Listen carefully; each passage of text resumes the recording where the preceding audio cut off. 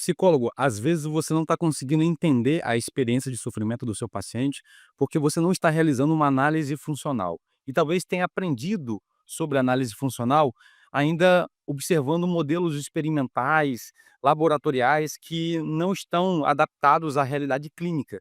Por isso eu vou te dar essa ferramenta e te mostrar que isso muda tudo, muda o jogo, quando você começa a praticar isso toda a sessão e provavelmente vai estar sempre precisando mesmo. Análise funcional significa analisar é dividir em partes. Funcional significa identificar como que uma variável, como que uma parte funciona sobre a outra, como que elas estão relacionadas. Então, os pacientes tendem a chegar com queixas muito genéricas, né? Tipo, eu sou muito ansioso, ou eu estou tendo surtos, estou tendo crises, eu não consigo me adaptar ao trabalho, e fica muito genérico, não tem nenhuma experiência específica sendo relatada aqui. E nós não queremos só a avaliação do paciente, é importante ouvi-lo, mas nós queremos nos aproximar da experiência concreta de sofrimento, aonde está o sofrimento. Então, se você está sentindo que a avaliação está meio perdida, você não está entendendo o que de fato está acontecendo com esse paciente, faça uma análise funcional. Escute o paciente, crie vínculo com ele, escute para determinar até o nível de autoconhecimento dele, o quanto ele consegue falar sobre as questões que geram aflição para ele, mas em algum momento perceba se ele não vai entrar em um exemplo específico. Ou peça um exemplo, você tem uma situação que reflita isso que você está compartilhando comigo, e peça exatamente um contexto, uma situação, um episódio. Então, qual foi a última vez ou um momento em que você se sentiu dessa forma aí, que você está colocando? Ah, foi lá no trabalho. Aí, pronto, agora ele está começando a se aproximar de um episódio concreto e você vai parar, vai congelar a sessão para trabalhar esse episódio, a gente vai detalhar. Eu quero entender todas as variáveis que estão dentro desse episódio. Eu quero entender quais foram os pensamentos que ele teve ali na hora, como que ele se sentiu, quais são as formas de enfrentamento dele, como que ele reagiu, qual foi o desfecho. Por isso que nós vamos utilizar, nesses casos, o RID, que é uma forma mais evoluída do RDPD. O RDPD da terapia cognitiva, Registro Diário de Pensamentos Disfuncionais, é focado nos pensamentos. Esse aqui é mais completo e está embasado pelos princípios da análise do comportamento. Você vê aqui, ó, contexto, necessidade, pensamento, emoção, ação e consequência. Nós poderíamos ainda acrescentar aqui uma condição prévia antes do contexto, ou seja, existem variáveis de outros episódios que podem também atropelar o episódio que está sendo analisado. Então, você tem aqui os princípios, ó, na segunda linha, o a forma como o contexto nos influencia é determinada pelo princípio do estímulo discriminativo, a forma como as necessidades nos influenciam é determinado pelos princípios das operações estabelecedoras, e aí a gente precisa de uma aula sobre análise do comportamento para explicar cada princípio desse.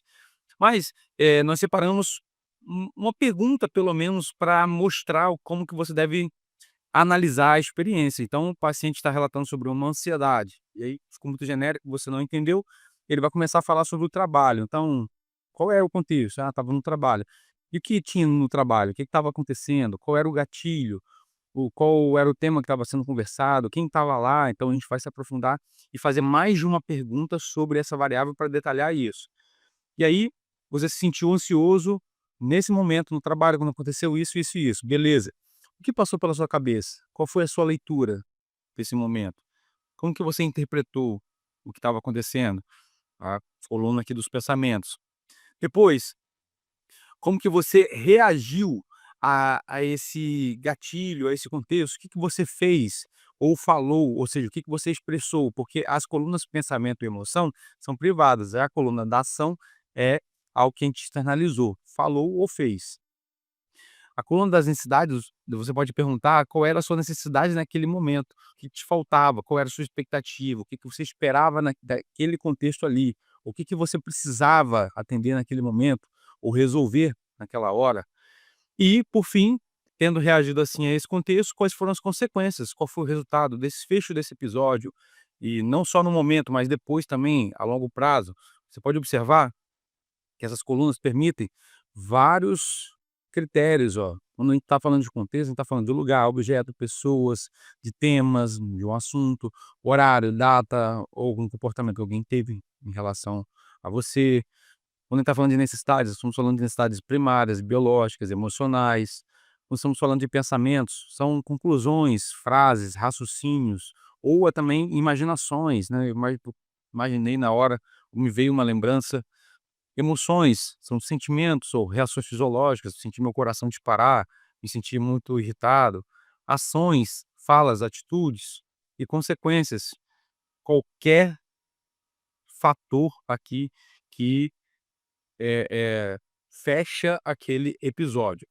Então, é importante também, claro, né, não dá para explicar tudo nessa aula aqui, mas a gente aprender a ter um raciocínio baseado em parâmetros. Parâmetros são termos que nomeiam as variáveis. Então, é claro que muitas coisas o paciente não vai conseguir expressar bem, porque ele não tem nenhum nome para aquilo, ele não sabe nomear aquilo. Então, a gente pode ajudar a psicoeducá-lo nesse sentido, né. Se você conhece as dimensões da vida, que são essas aqui, o que você está vendo no slide, que quais são aqui, eh, os perfis, né, o do contexto, era um ambiente negligente, é um ambiente muito crítico, um ambiente depreciativo, insensível, violador. Então você está vendo aqui vários termos para nomear bem a variável que a gente está identificando no relato dele.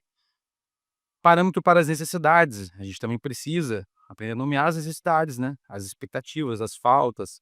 Tem várias aqui, ó, necessidades infantis, adultas, parentais, conjugais, para a gente entender qual era o motor, a motivação de atender o quê.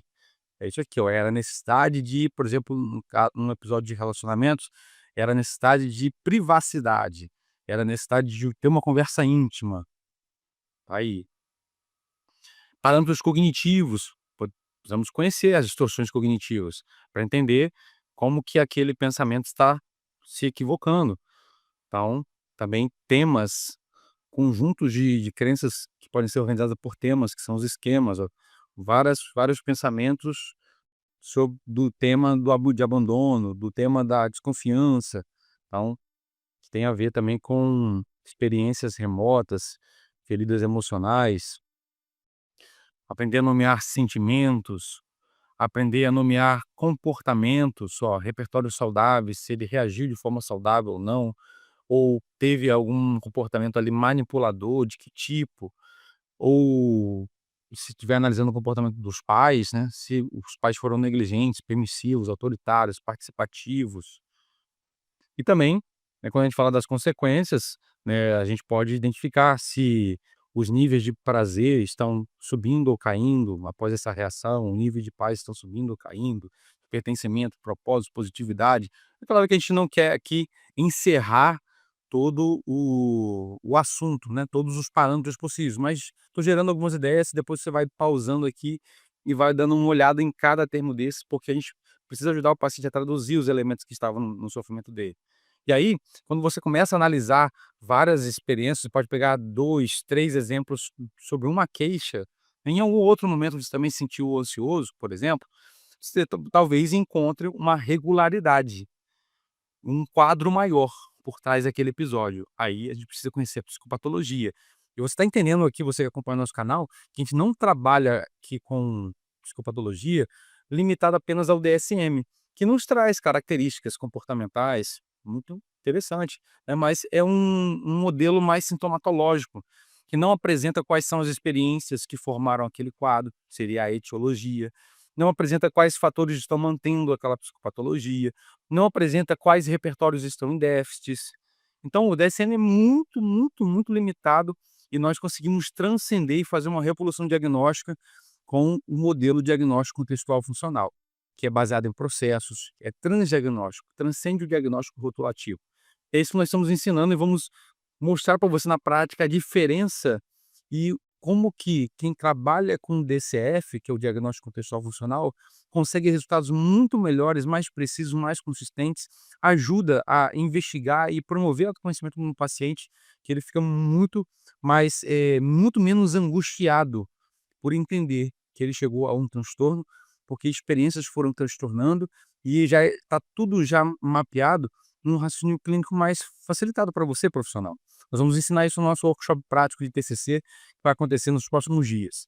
Então, você pode ir lá na nossa bio do Instagram, @inteligência psicológica, chama a gente no direct, coloca, comenta TCC nos stories, pede o link que a inscrição é gratuita. Lá a gente vai mostrar na prática, vamos até dar exemplos sobre isso daqui, que eu mostrei para vocês. Mas é muito importante você aprender a analisar a experiência de sofrimento, aprender a identificar essas variáveis, senão o paciente, muitas vezes, ele está falando de uma ansiedade, aí ele fala que ele teve no trabalho e passa batido, né, você não foi intencional e técnico para parar naquela experiência e dar a devida atenção, porque talvez faltou essa competência avaliativa aqui, fazer a análise funcional.